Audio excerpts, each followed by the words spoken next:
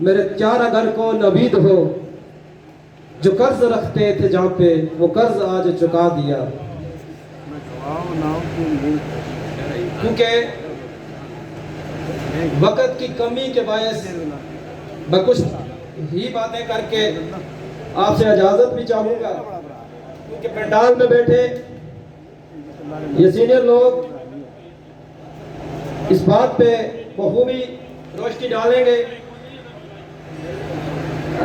ऐसा कि जो अनवान है कौमी आज़ादी और हक़ मलकियत का, इस पे बड़ी बात की जा सकती है। मेरे पास बातों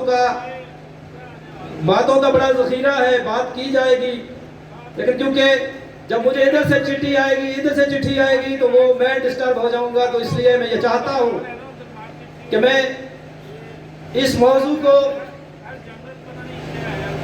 आने वाले मकबूल बट शहीद के दिन के ऊपर इस पे बात करूंगा।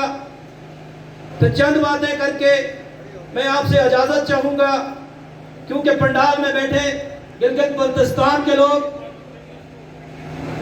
यहाँ मौजूद हैं। क्योंकि हम अपने नारे में ये कहते हैं कि गिलगित बल्तिस्तान हमारा सर है, तो सर की मौजूदगी में मेरे ख्याल में बात उन्हीं तक छोड़ी जाए कि वो अफजाल सरारिया की जदोजहद पे बात करें। मैं और अफजाल सरारिया बड़ा टाइम इकट्ठे रहे हैं और हमने प्रोग्रामात में इकट्ठे फंक्शन किए हैं। उसकी जदोजहद पे बात की जाए तो बहुत कम टाइम है। उसकी जदोजहद एक दरकशा सितारे की तरह थी, किसी से कोई अख्तलाफ न था।